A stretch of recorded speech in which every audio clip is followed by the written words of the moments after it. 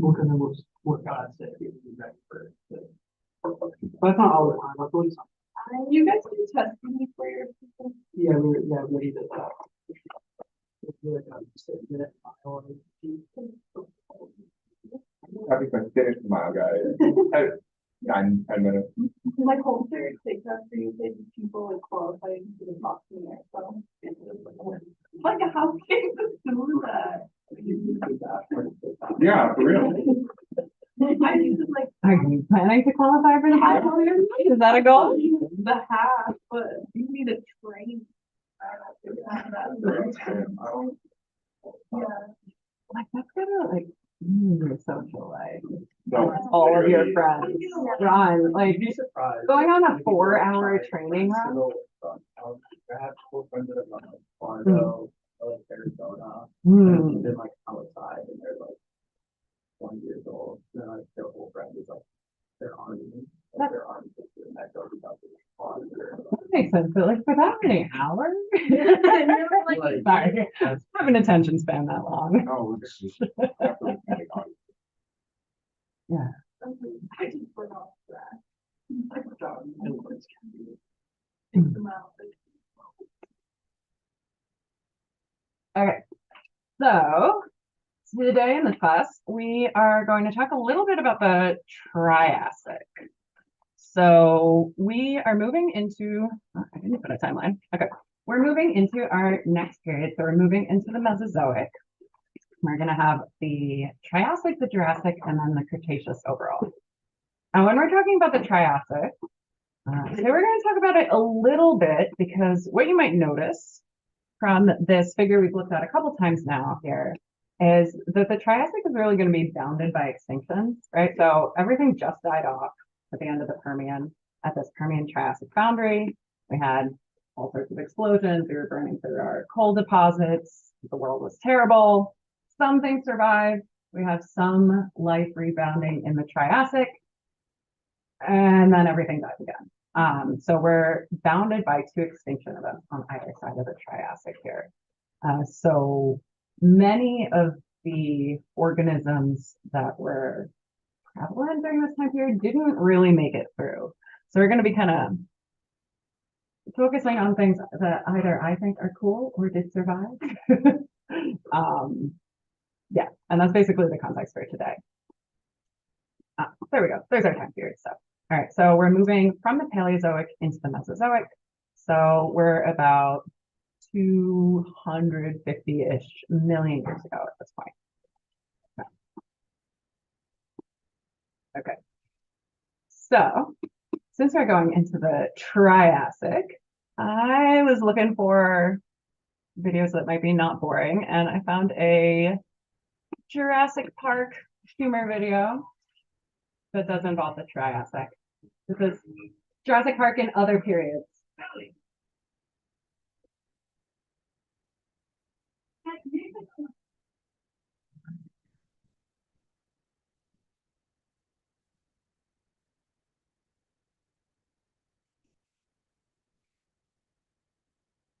These sea stars are ruthless, right? They get stripped of plankton off that cow in as little as 7, even 6 days. Oh, no.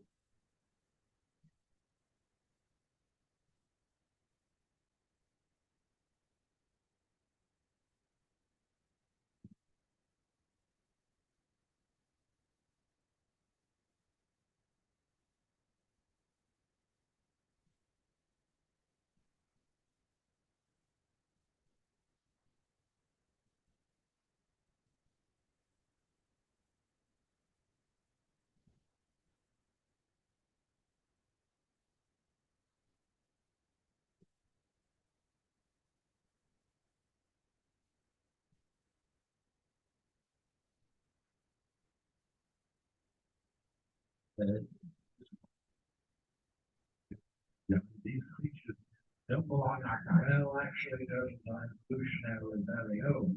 They go on for a time. It's still a dangerous predator. Oh, it's on its back.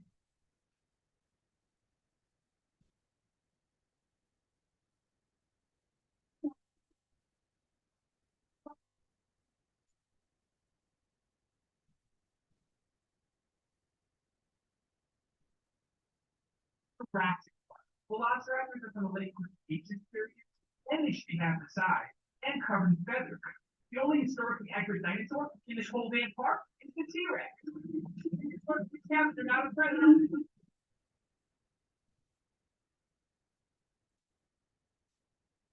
Anyway, so that is actually a pretty decent summary of a fair amount of stuff that we've gone through already in this class, showing us some of the dominant life forms during these periods. And I do not mean to play it over and over again. Okay. As we do move into the Mesozoic, we are going to start to have dinosaurs. Not a ton of them in the Triassic, but we're gonna see them starting out. We're gonna see a few as we get into the late Triassic. So the other thing I want to do to kind of frame this discussion is to see whether I can tell what a dinosaur is or not, because it's not always super obvious.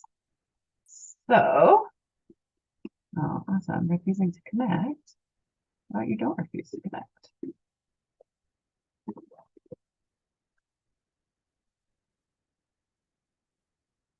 Yeah. The sad face. I'll try that a different way. I spent too long pulling photos, so we are going to do it.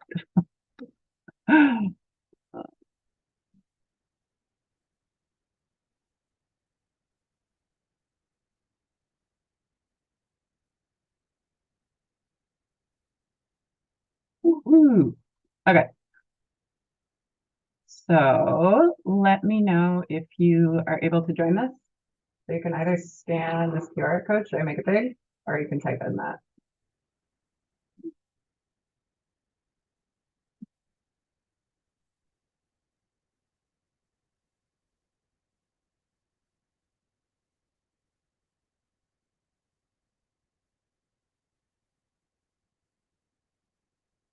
Is this doing anything this way? Okay, cool. Is it showing questions or do I need to click there? It's just showing me. Okay, perfect. Okay, so everybody was able to scan that or something? Okay, if you can't, you can also go to this website, which is just pollev.com and then Kaya Z040. I think you'll be able to text in answers too. Okay. Hopefully, that's through.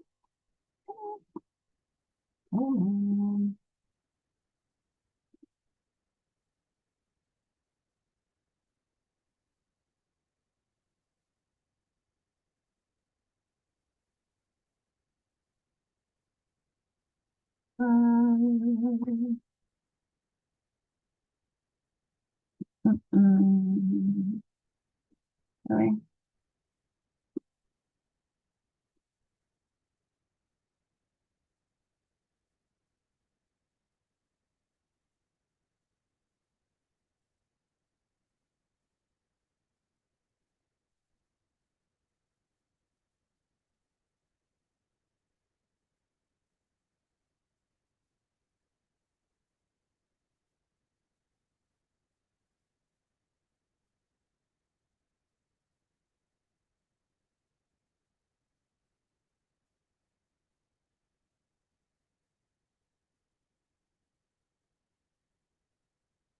Yeah.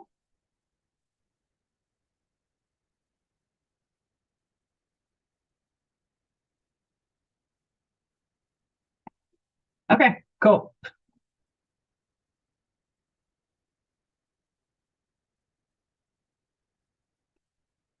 Is it doing anything?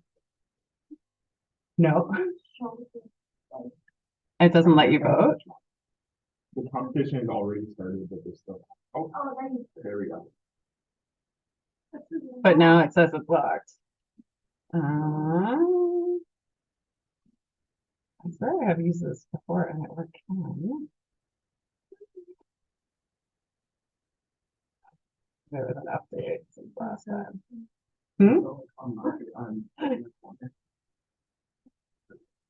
In here. That's a good idea. That would let me click on it. I'm gonna see if I can control it better from my phone. Am I hearing that theme? Definitely. Yes, that one is a dinosaur. Great. We all get 1,000. Yes, perfect. Wait for credit. Okay, so how do I activate this one? Hold on. Like, sure, it's like, Ooh, okay, I think I have successfully activated it. Let's see if that works on the next one. Okay. Aw.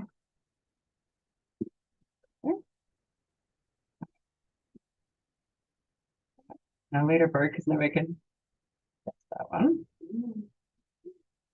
There's a picture.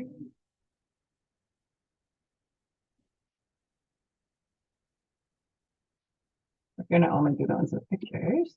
Oh, there we go.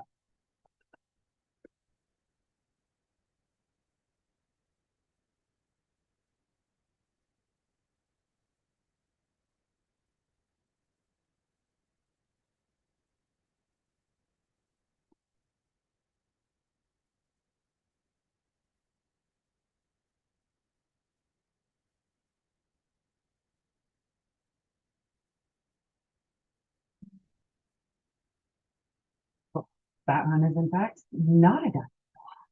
Yeah. It's like a ancient kind of crocodile thing.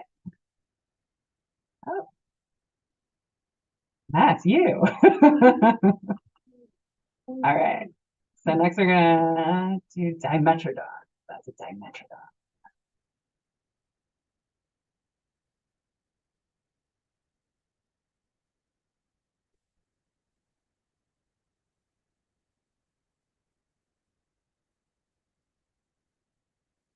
I think they're like cool.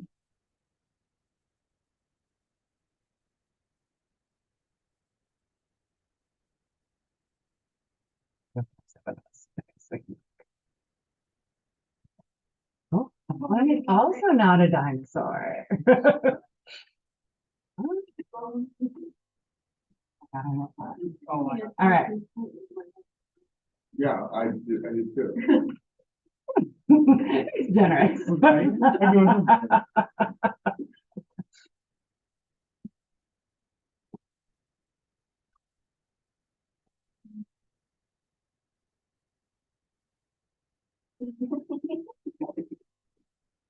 No, it's not a trick question. That one's a dinosaur. Wanted to put some familiar things in there. Okay. What about Pterosaurus? Pterodactyl.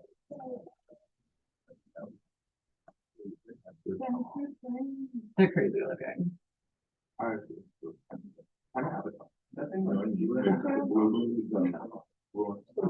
Just normal birds are kind of scary, right? Like, No, imagine that's a good thing, like, Oh, this is way bigger like that. Very you're playing like. yeah. It's not. They're running up there, you gotta worry about a T-Rex. Yeah, you have to worry about the size too. Mhm. Like, instead of worrying about like. Oh, pterodactyls are not dinosaurs. In fact, yeah, we'll talk about them today. Yeah, well, they're their own thing, actually. They're their own group. In fact, You gotta be very. they're dinosaurs. I know what you're later, yeah. No, they like are dinosaurs. It makes me happy every time I eat dino chicken nuggets that like they're showing their true form. Oh my god, that's funny. You know, when I think about being vegetarian, I'm like, well, you know, I'm just showing my success over dinosaurs. So chicken's fine. Wait, dodo birds are like dinosaurs? Like all birds They're are more than dinosaurs. dinosaurs, they're extinct. All right. How about this plesiosaur? That's really.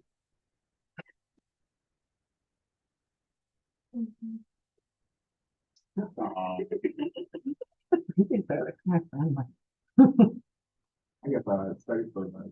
You have so much. yeah.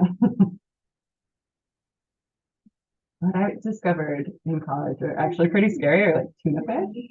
Like if you see a live tuna fish swimming and like hunting, it's scarier than a shark, I swear. On the fact that they like plankton stuff. No, they hunt other fish. They got red meat, they're great. Yeah, so a plesiosaur is also not a dinosaur.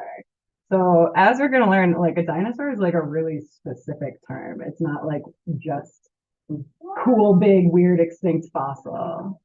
All right. I swear there are dinosaurs in this Oh my list God. too. How about a mosasaur? I'm really sure. I'm he was gonna go just with fish. these like these, because mine has been. Yeah. Like a whale.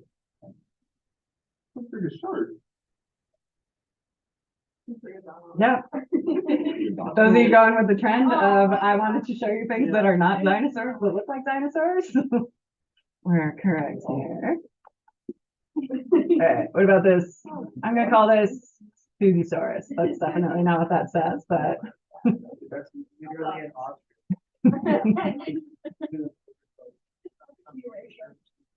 That thing came running to me at night, I'd actually. It's probably like huge. I don't like how it has stripes. Yeah, it's like a raccoon and a turkey had a kid. Yeah, so that one is a Oh my dinosaur. That one is. That one's a dinosaur. This vulture looking thing is a dinosaur. Mhm. You think- All right. What about this Oh one? my God. boy. There's no way this was real. Yep. Wouldn't it be, Wouldn't it well, like were they fall? stiff and rigid or was it like hair? It was like feathers. So they think they were like proto feathers was what one suggested I saw.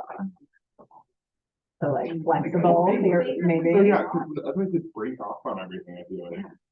How big was this thing? What This, I don't know the scale on, this looks kind of small to me. is it? It looks like a gecko.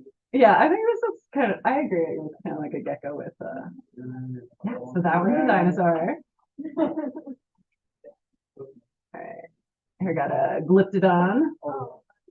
Wait. Oh, that's from Ice Ice Age. Age. Ice Age. Yeah, Ice Yeah. Age. One of those annoying little things.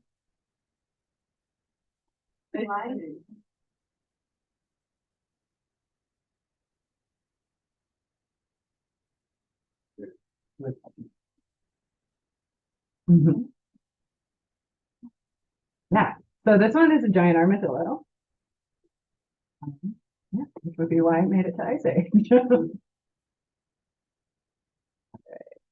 Mamentrosaurus.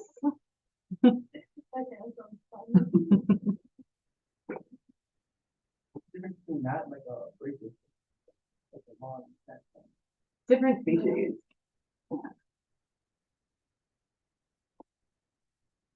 Yeah, based on how it looks, it's gotta be a sauropod. The like bigger name for the group of long necked dinosaurs. They all feel like. Well, giraffes are mammals, so no, but like maybe fulfill some of the same ecological niches, you know, to like reach stuff. There's might be a dumb question, but is dinosaurs classified as a family or like a pet? Oh, what level is dinosaur? Higher up than that. Like a class? It might be, yeah. I think it's a dinosaur. Occasionally there are words that are not at a specific level too, which is why I'm gonna double check as we do this. Yeah, yeah, they're an unranked clade within the animal phylum Chordata. Yeah, so they're somewhere below phylum.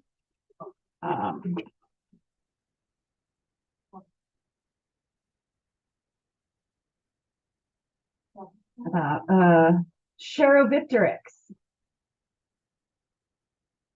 I think this one is very funny. That's another thing. Yeah, like, I don't know if I want to be alive. I'm not there. Imagine if things like huge too, like. Mhm. like, Yeah, but like the wings, like, on the butt. That's big. So this one is a dinosaur. It's just a red flag.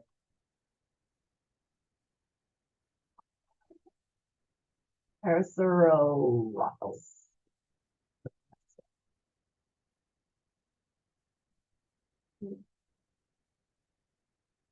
So would it usually walk on 4 feet like that, or would it walk on a ton? A lot of them walk on 4 feet. You know, learn why, like, T-Rex, like, Yeah, we'll look at it. Cause like here we can do the. Or little different- we'll look at whatever you want to look at. You tell me what you want to look at and we'll talk about it. look at the dog. Okay. You get- And must have been very delicious, right? The extinction of the dodo bird. Yeah. Yeah, I'm all for bringing extinct things back. I understand it's not practical or probably not a good use of money, but like, it's very exciting and I want to see them. Are there like some movies that like on can do that? Yeah, there definitely are. Yeah. Your point. I have 765. Yeah, I mean, they are trying to like kind of back evolve things in different ways. So like the question is like, what would you count as actually being the thing? You know what I mean? Mhm. Yeah, and they've gone back and like made chickens with teeth and like brought back their those dinosaur teeth and stuff. Oh. Wait, this was real? I thought this was just a movie. No, it's real. It's real. I don't Again, like the I- teeth of the big album. know. Yeah. Yeah, I know, went. I went to grad school in Baltimore and they have one of these jaws and you can like stand in it, like in the aquarium. Like how, where would you fit inside that? Inside the one? Like you can stand in it. Like I think it might be taller than me. Yeah. Yeah, so that one is not a dinosaur, it's a shark thing. All right. Is that? Oh, no. I got Velociraptor.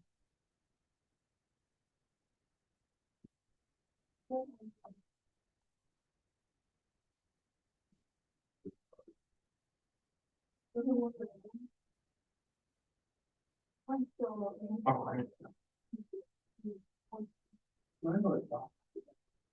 Oh, that's not what I think. I think that's what that like fuzzy. Yeah, he is. Wasn't loaded. That's the way I look back. It's Like, an argument that like they couldn't say that they had hair, that's Not fair. A fair number of dinosaurs like have some types of feathers or feather-like things. I think they were maybe used for like display for, you know, like attraction, like mating like, stuff. Yeah. Would they have? I don't know. Velociraptor is a dinosaur. Would they have like kind of the bristles that like warthogs or pigs kind of have, you know? I'm kind of thinking that, Because that's what yeah. I get the vibe they're good. Yeah, when they talk about the proto feathers, that's also what I picture in my mind. Yeah. So not like hairs, But because like, hair is more like like I'm mammal, thinking but that. yeah. Something, right, because like you can imagine that like central rib of a feather, right? Right. Starting to 100% form, being the kind of bristles. like that. Yeah. All right. Oh, good. I think I was at 18. I don't know which of these are. Who felt really good about this? Who knew all the dinosaurs? Brad. Oh, Yeah? I was bored. You know all the dinosaurs? No, I didn't know all of it. Awesome. I missed some, but. Something up there. Oh, yeah, is that? I think it just assigned you numbers, yeah. Okay. I was. Yeah, did When I- you answered, Oh, maybe how fast? you yeah, did? how fast it was. Okay, That's how it was. cool. God. Alright. Well, I can play with this tool and see if I can make it work more smoothly for stuff, but hopefully that brings home the point that like, there's lots of weird shit. It's not dinosaurs. Yeah, no. And also a lot that is. Alright, so, where we're talking at this point in time in the Triassic and moving into dinosaurs and ourselves the mammals, we're moving from amphibian-like ancestors into our early amniotes. So this is where we saw last time our development of an egg that can actually resist external environments. And cool thing in general about eggs, like related to Jurassic Park, you know how they were like supposed to not breed, right? And not is Dave, right? Mhm. They appear not to have known very much about biology at all because some animals develop into male or female just based on how warm their egg is. Like, so whether it's on the bottom of the pile or the top of the pile. So eggs can be weird and do cool stuff. And as we have these amniotes developing, they're separating out into different lineages. Two main ones we can recognize based on those temporal openings, those temporal fenestra. So our diapsids are what's going to lead to our reptiles, our birds, and our dinosaurs. So those are going to be the ones that have two holes behind the orbit. So I'm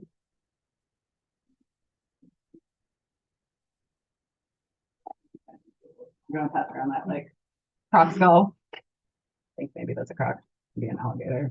That's what we're looking at. And on our other side, we saw the synapsid mammals. So on the picture of the Dimetrodon, the one with all the like big long spines early in this list, you might have noticed that it only had one hole behind the orbit. You might notice if you went back and looked at a picture of that, which would actually tell you that it's on this track towards mammals and in the synapsid group rather than in this reptile group. Good. So here is our sort of picture of relationships within the diapsid. So all of those different organisms, those different animals that have two holes behind their orbit, have particular relationships. Right, so we're not thinking amphibians, frogs, and stuff. They're separated out. They're not amniotes. We're not thinking mammal-like stuff. That's the synapsids. But our reptiles, our birds, lizards, and dinosaurs are going to be in here in the diapsids. So we can see that off here is kind of like our first group's branching off. We have some marine reptiles. So including the plesiosaur, that long-necked, not dinosaur thing, but definitely scary looking marine animal here.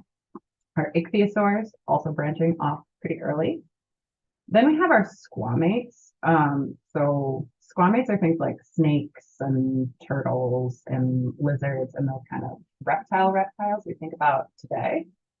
And then we have this group called the archosaurs. So the archosaurs are the group that are going to lead us into dinosaurs and birds, but also lead us to crocodiles. And actually during the Triassic, there were a fair number of things that have gone extinct that pretty much looked like crocodiles, but some of them were like crocodiles that could walk on their back legs, crocodiles that were climbing trees, crocodiles that were doing all sorts of stuff. We just have this one member of the group remaining today. And here we see the position of those pterosaurs.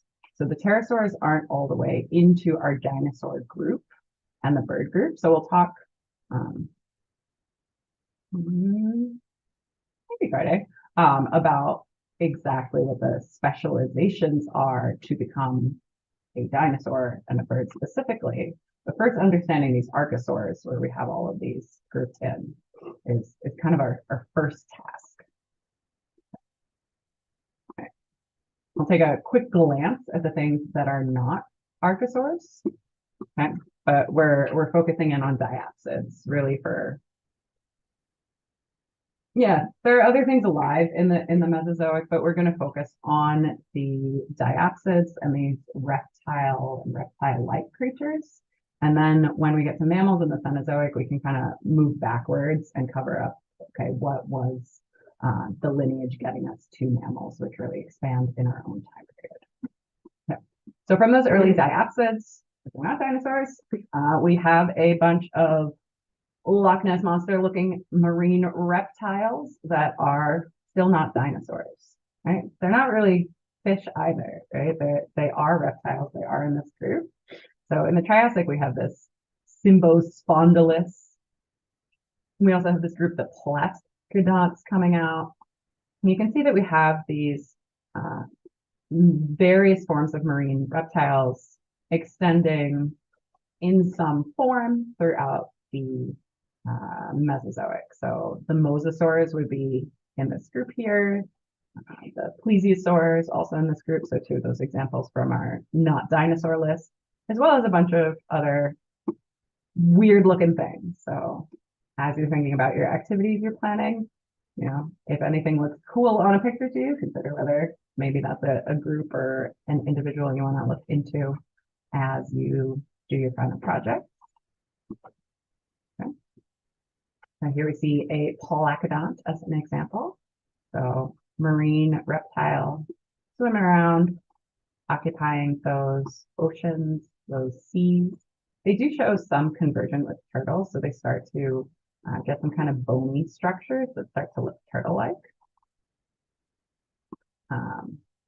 As we saw in the sort of joke Jurassic Park video, turtles are one of the things that actually like do evolve during this time period. So turtle evolution is happening during the Triassic, and turtles actually do survive the extinction at the end of the Triassic and continue on till the modern day. So what kind of characterizes a turtle? All right, we have two words here, carapace and plastron, but what do you think of when you think of a turtle? Like, how can you tell you're looking at a turtle? Like, what's its main deal? Yeah, it's got a shell, right? So when we're looking at turtle evolution, a lot of what we're kind of looking for are some of those characteristics that lead to the appearance of the shell. So the carapace of the turtle is just like the back part of the shell, and then the plastron is like the front part of the shell. So like that protection on the belly side, plastron, carapace is that protection on the back side. So we start to see these turtles evolving from things that don't have shells in the Triassic. So here we see an example of like a transitional kind of turtle here. So this is something called Odontoceles, which really just means transitional turtle. So in the skull, it has teeth, which actually isn't true of modern turtles. They just kind of have a beak, right? If you want to go look at, hopefully that turtle over in the corner doesn't have some weird mutation with teeth. I'm sure it doesn't. So modern turtles kind of lose their teeth, but earlier in their evolutionary history, they do still have teeth. And on the back of this turtle, so you can see kind of what's going on here. So it's still got like ribs, right? But not a shell. So if we look at the turtle, I need to take a look at like where that shell is actually.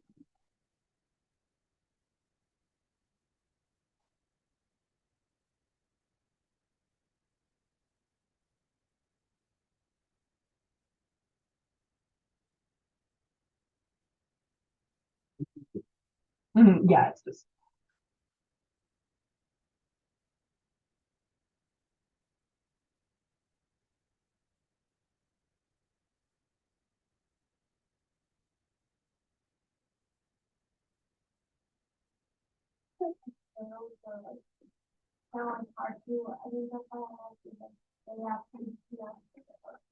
Oh, yeah, when we were sorting their skulls, they've kind of like secondarily lost those characteristic diapsid temporal fenestrae, right? So you can't quite find those two holes like you would expect to.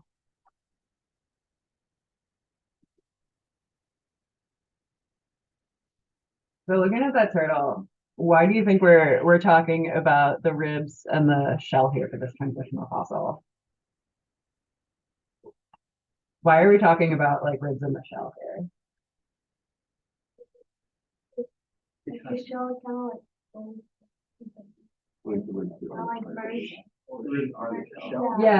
Yeah, the shell like the ribs kind of turned into the shell, which is crazy today. It's why you can't like really take like a turtle out of its shell completely, right? Because that shell is its ribs. So yeah. Technically, could our ribs turn into a shell? Like the right. Yeah, I mean, you know, mhm. Have you ever looked at like different things? Hmm. I actually have no idea, like, you know, like I played like Mario all my life and you Mhm. step on the stove and you do that. Yeah, you look at them and you think that like it's some sort of hermit crab kind of situation, but it's actually quite different. Yeah, so when we're looking at this transitional turtle, this is why we're noticing like that its ribs are getting flatter and broader, because that's our indication of like, oh, so like we're starting to see this kind of like protective function, this sort of shell-like function, but we don't actually have a shell here. All right. Oops. Okay. All right. So if you flip it over though, there is a plastron. So you can see on that turtle, right? We have removed the plastron, we've removed the belly side. All right, so that is belly armor and it is, I mean, don't remove it from like a live turtle, right? But it's not an integral part of the skeleton in the same way as the carapace is because of that integration with the ribs. So when we're looking at this transitional turtle, we do see the protection on the front and we start to see that flattening of the ribs, but no true shell on the back. So this is going to be some kind of like toothy looking reptile, got longer legs than a turtle does. It's not hiding fully in its shell because it doesn't have one, but it's starting to produce some of those like bony structures that eventually become the shell. And if we look at turtle embryology and how they develop as baby turtles, this is also kind of the order that their structures develop too. So they get that plastron, that belly armor first as they're developing, and then the carapace, that back armor shell kind of forms. So this is a really cool example of where we actually can see transitional fossils, because when we're looking at places like the Cambrian explosion, right, we sometimes just have things appearing out of nowhere and we don't get these kind of weird intermediate forms. But with the turtle, we do get a weird transitional little turtle. So here we can see what that might have looked like. So swimming around, we can see that turtley head, some turtley neck, longer legs. It's got that plastron, but no shell on the back quite yet. So this is happening in the Triassic. So over time, that shell starts to form, first kind of starting from those ribs, right? And then forming more complicated kind of bony plates in place of those ribs that form our complete shell, right? So here, I think, yeah, that's our Odontochelys, so that transitional fossil, right? So you can see those flattened ribs, and then you can see in a more modern looking turtle, right, that we've kind of created that into like plates here. So this is going further along to our real turtle state.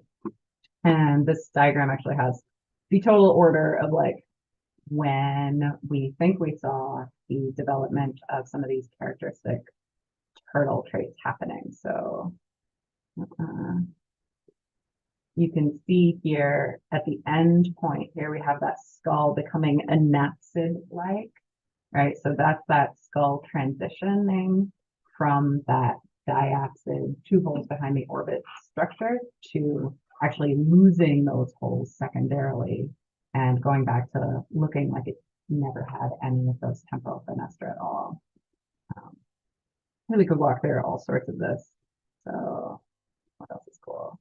So the plastron was complete before Odontochelys, starting to lose a lot of the teeth afterwards, even though it started to form a little bit of a beak beforehand.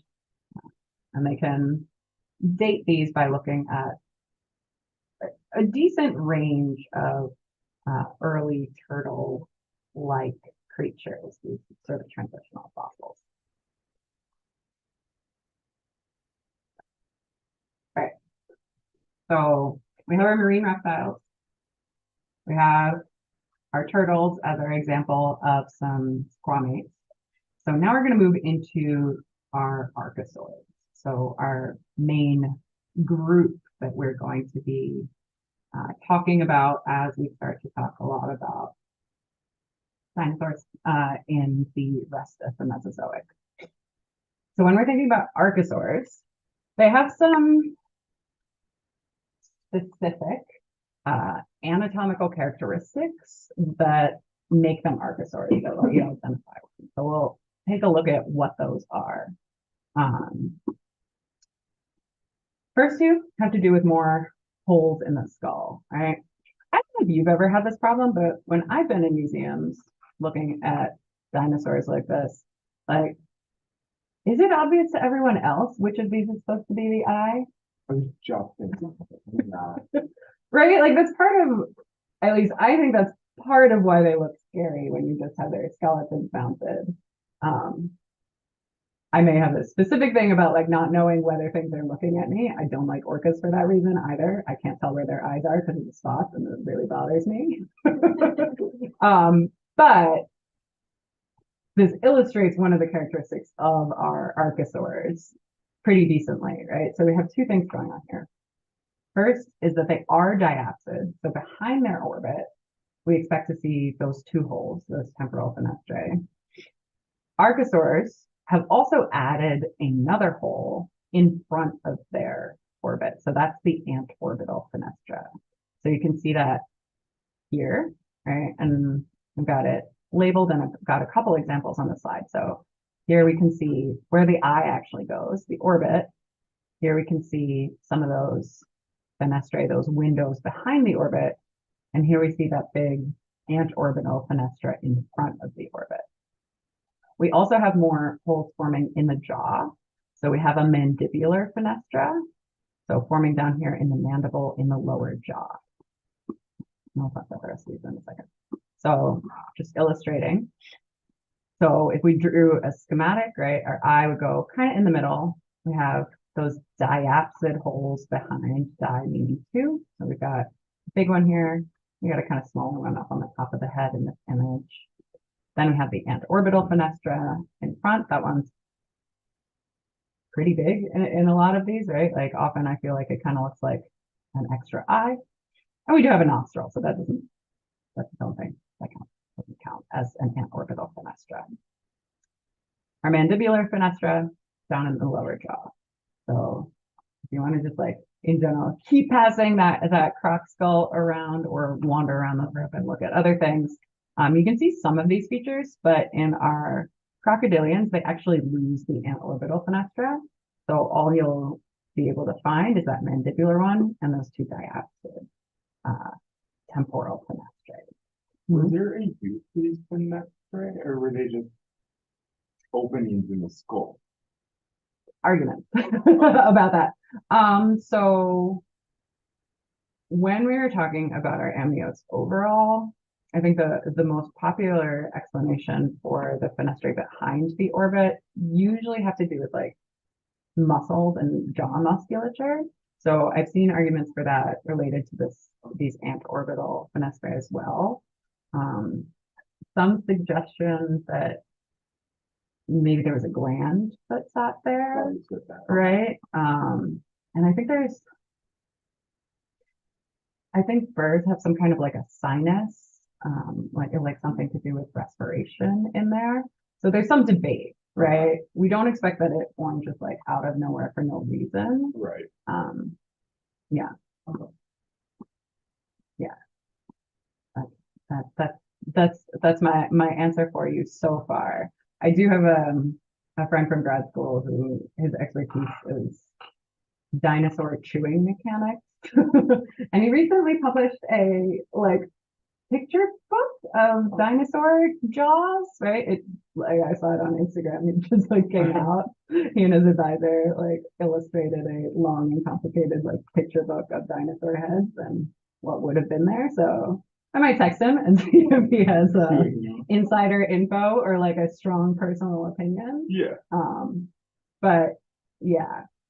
And we're gonna see another one of the characteristics on that bigger list also has to do with chewing. So in general, in paleontology,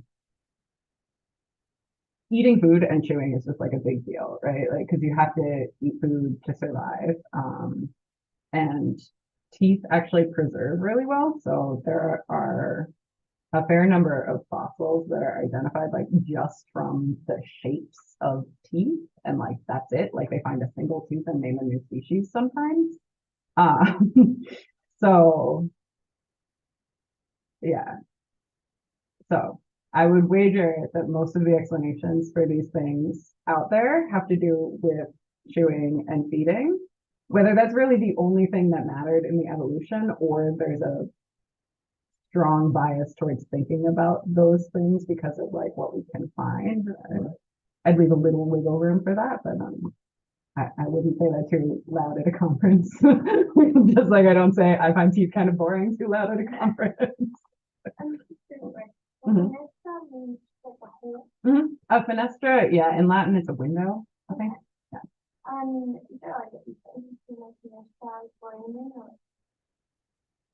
Mhm. I would say a fenestra is bigger.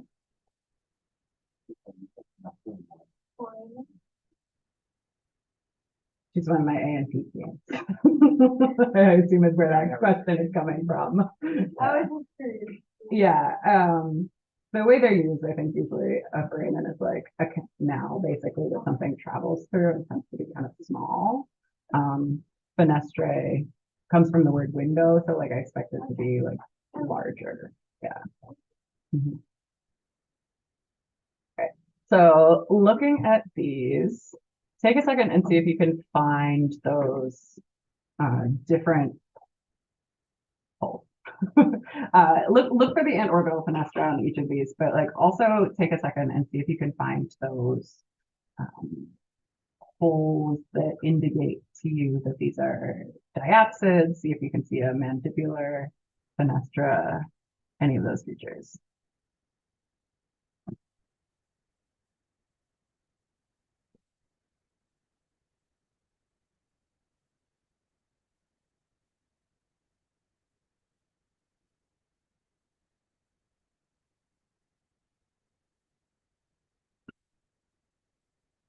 How do these look? Questions about these? Or specifically about the antorbital fenestra, because that's what this is supposed to highlight. On this image, they put like the eye in each of them. And we actually will see that some animals have eye bones. So like that's not like just a stylistic thing. Like some animals like actually have a ring of bone in their eye, and if we talk about that. Haven't looked up whether that's accurate to each of these, but it might be, depending how meticulous the person who put the image together was. They've highlighted in light blue, I think, kind of indicating that region where you see the antorbital fenestra. We can see that some of these we have actually, maybe that's just a big nostril, but we have more stuff going on in front. Mhm. The one on the top left, Mhm. like down at its like bottom right part of the jaw, Mhm. is that like a sealed, mandible, like mandible one? Or Yeah, like, I don't see a evolved and mandibular. developed it and Mhm. like it might have had it at one point? Yeah, I don't know that fossil specifically, but it might be a situation kind of like we have with the turtle, like reverting to that anapsid connection. It might be losing that. So that one will be an massive because it doesn't have holes, or In terms of like how we would describe what it looks like, yeah, I suspect probably it's like the turtles and has lost features that it previously had. Mhm. The Cosasaurus, where Mhm. would you, does that have a mandible? Yeah, Fenestra, is it that? tiny one I in think the it's back this there? dark bit. Yeah. Yeah. Okay. Yeah, the question is like, where is its second temporal fenestra? That one, I'm not sure on that one. Yeah. they're right. Mhm. If I didn't have the eye and something out, I would have not guessed that. Mhm. Yeah, without that indication for the eye, I think I would have picked maybe this one, maybe that I one. would think this and this. I Which would one think, would you like, pick? this, like this, like the closest. Like, Hmm. Yeah, yeah. Looking at skulls can be complicated, and there can be more or less things than you're looking for. Not if I give you a picture on an exam, but like if you're actually looking at stuff, right? Like you should have like kind of a mental list of like things you expect you might see, but don't freak out when you find variation because that's the name of the game in biology, right? Right. So we've got an additional hole in front of the eye in the skull. We've got an additional hole in the mandible. We also have different teeth. So we are going to start thinking about teeth kind of from here on out because I have not really been mentioning them up until this point. But one of the characteristics of our archosaurs is that they have thecodont dentition or thecodonts. What that means is that their teeth are like set in a socket. So you also have thecodont dentition, right? So you have a tooth with tooth roots like embedded in the bone in the tooth sockets. So this is actually a trait we see in archosaurs and in mammals. So see it in two places here on the tree of life. But not everything has teeth that are in a socket. So we do have two possible other conditions, not in our archosaurs, but in like our fish, our reptiles, our amphibians. The teeth actually don't embed in bone that way. So until we get to the archosaurs in this lineage, we'd expect to see either acrodont dentition, which is where we just have like a weakly kind of attached tooth that's kind of on the top here of the jaw, or pleurodont dentition, where you have it sort of set in a shelf on the inside of the jaw. And I grabbed some pictures on the next slide for this. So these are the kind of dentition you see in like fish and reptiles that are not archosaurs. So like this. So this doesn't have anything cut away. You can see how you can see the whole tooth here on the side. Yeah, so that would be that pleurodont dentition. That's what it means by like they're on a shelf on the inside. And here we have a snake. So you can see how this is just kind of like sitting on top a little bit. So that's more of that acrodont kind of dentition versus our thecodont dentition where we have the embedded tooth. So to your point about like why things were happening, off the cuff, the fact that we have the teeth changing, we have the mandible changing, and we have these aspects of the face changing kind of at the same time as we go into archosaurs. And that does seem like it would have effects on biting and chewing and things like that, especially because we're seeing them all kind of in that combination. So our other traits have to do with locomotion. So in our archosaurs, they have a modified kind of ankle joint. And when you see them walk, you want to kind of imagine like almost like they're on tiptoes. They have a change to the ankle joint such that they're kind of like walking up, kind of like if you look at dogs' feet, they're actually kind of walking on their like fingertips almost. If you look at a lot of animals, there's modifications to the ankle joint in archosaurs that are kind of like that. The other thing is we see the appearance of something called the fourth trochanter. So trochanters are attachments for muscles on your femur, so things like hip, thigh kind of region. You only have two. Some animals have three.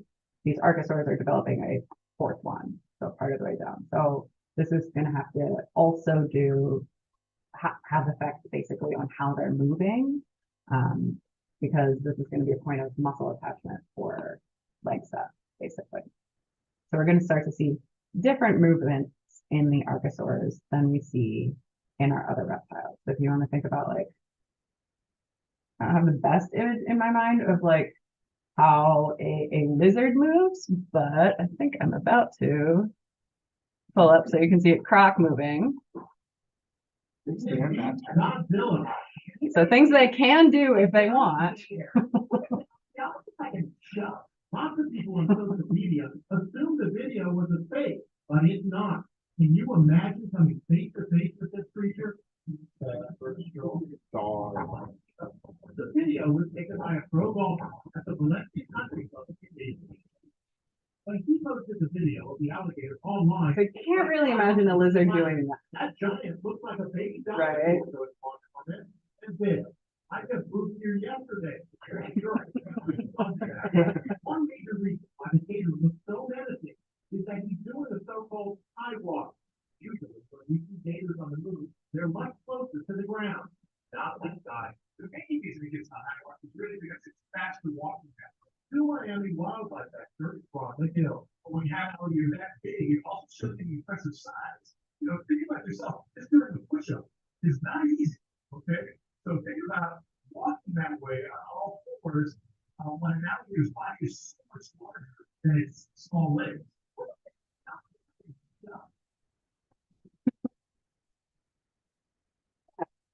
So when they're lying down on the banks of rivers, you don't really realize that they move so different or can move so differently than things like lizards. But when you see them do that, okay. And another thing they can do, well, yeah, because we're just imagining the Triassic as like all sorts of weird alligators, okay? Did you know they can climb fences?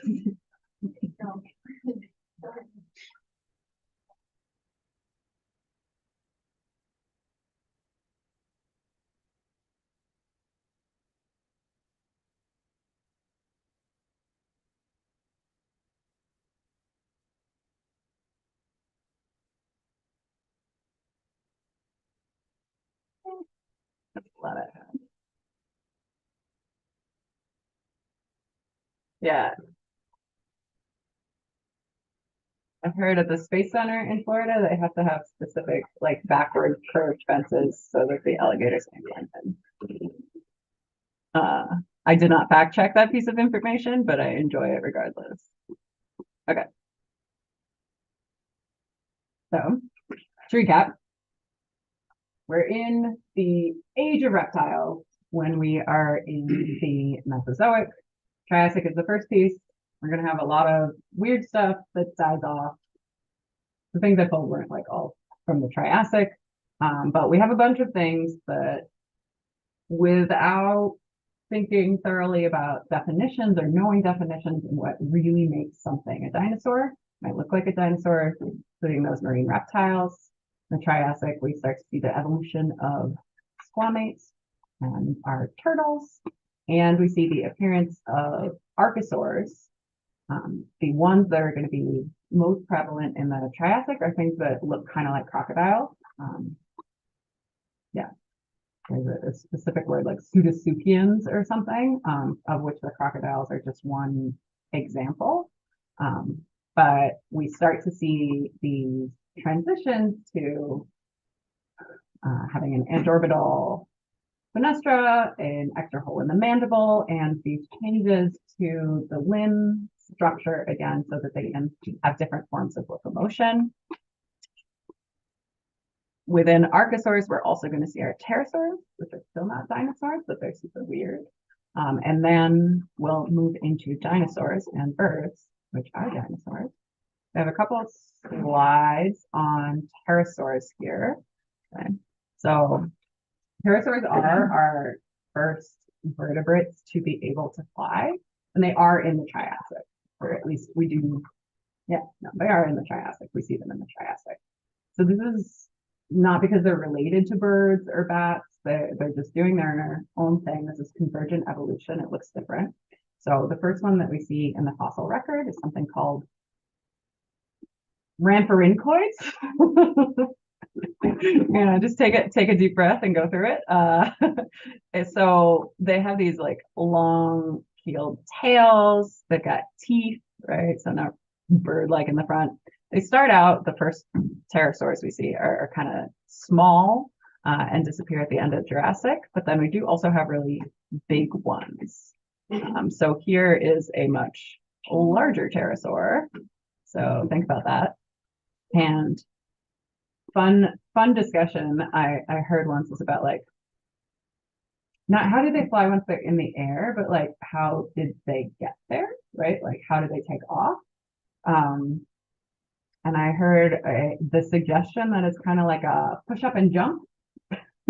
Because, and like maybe something more like a bat than like a bird. So you can see the sort of convergent but different characteristics for like how they're flying.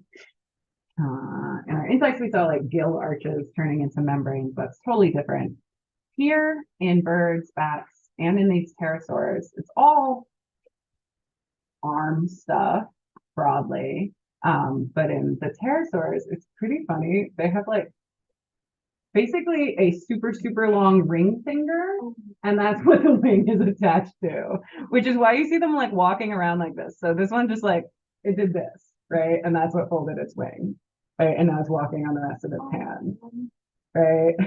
Which is crazy.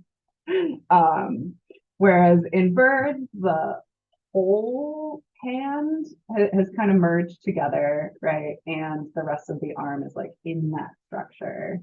So you can see some of those bones that we looked at as we were talking about the evolution of tetrapods there in the bird wing. And for bats, all their fingers got long. They just have big flappy hands for the bats.